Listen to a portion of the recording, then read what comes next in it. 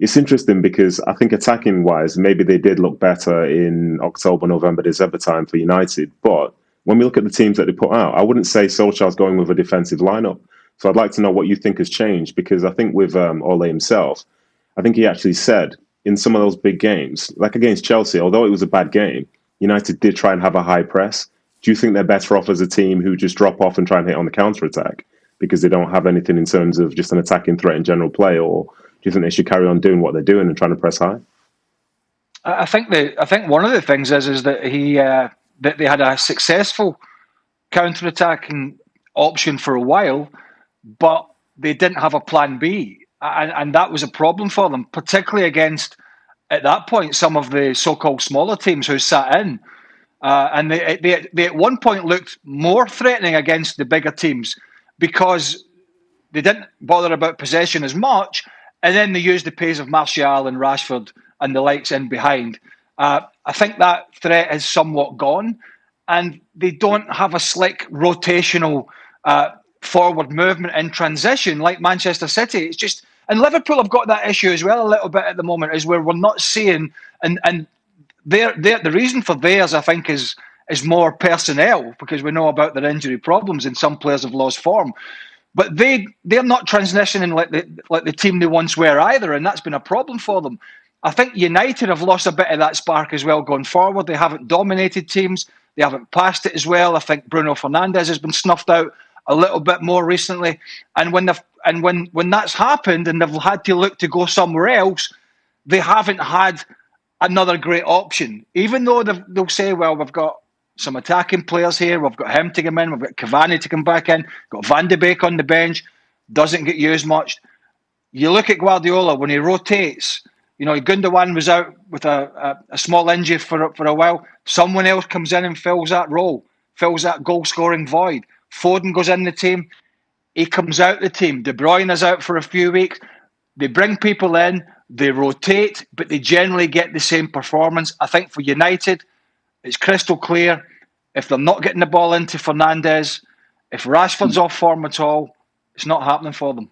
Ole Gunnar Solskjaer. That's a key thing, I think. Yeah. That's a key thing, Craig. Bruno Fernandes, you said he's been snuffed out of a couple of games lately. I think he's tired. He's played a lot of games. They rely on him a lot, and he's vital in this game. They need him to come back to life. Of course, City will have their plans for him, but if he's working his magic, to use a tired old word, but if he is, Manchester United could be in business in this game, I think. Do you know the other thing I haven't liked about Fernandes, apart from his performances, the other thing I haven't liked about Fernandes from about 4 to 6 weeks ago, and we touched on it on the show, was clearly, as a player with his talent, he's now a marked man in the Premier League.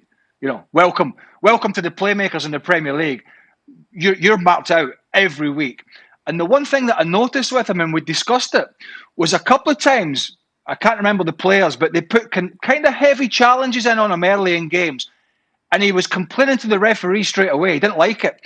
And I think in some sense, he's starting to get put off his game a little bit more by people coming in and leaving a couple of late challenges on him. Not enough to get red cards or bookings, but enough to annoy him. And I think in some sense, his mind's been turned by that. And I think they're really great players, particularly in the Premier League in England over the years. They've dealt with that the best. They've accepted that they're going to be targeted by guys who want to stop them.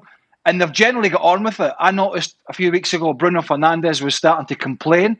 And I think that's had an adverse effect on his performances. So, Craig, if you stop Fernandes, do you stop United? Well, it's not as simple as that, Kay, but it certainly it nullifies a huge threat from them because his passing range is so good. And his eye for an early pass is so good. But I personally don't, and maybe Nedum and the other guys at No City will have an opinion on this. I don't think Guardiola will be overly concerned about. I mean, he'll be thinking about him, but I think City will want to. They know they've got Rodri or Fernandinho, whoever it is, can come in and do a great job. But I think they'll be trying to put on United what City are all about.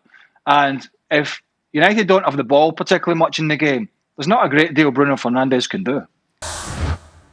Well, thank you very much for watching ESPN on YouTube. For more sports highlights and analysis, be sure to download the ESPN app. And for live streaming, premium content, and let's not forget as well, ESPN FC 7 days a week. Subscribe to ESPN Plus.